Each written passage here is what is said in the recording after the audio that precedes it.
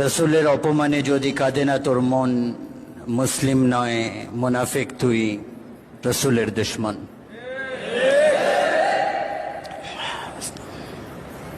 আমার মাহতারাম উলামা ইকরাম, আসাতিজা ইকরাম, ছাত্র ভাইরা, রসুল্লাহ সাল্লাল্লাহু আলাইহি ওয়াসাল্লাম খাতিমুন নবিয়্যিন রাহমাতুল লিল আলামিন হযরত মুহাম্মদ মুস্তাফা সাল্লাল্লাহু আলাইহি ওয়াসাল্লামের জাতে আকদাস, ওনার সত্তা প্রতিটা সাহেবে ইমানের নিজের জানের থেকেও বেশি প্রিয়।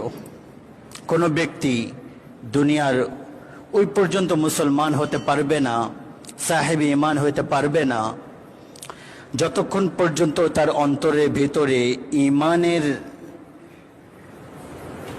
রাসূলুল্লাহ সাল্লাল্লাহু আলাইহি ওয়াসাল্লামের জাতের সত্তাকে নিজের মা বাবার থেকে বেশি, নিজের সন্তান থেকে বেশি, নিজের বিবি বাচ্চার থেকে বেশি এবং নিজের জানের থেকে বেশি না ভালোবাসবে।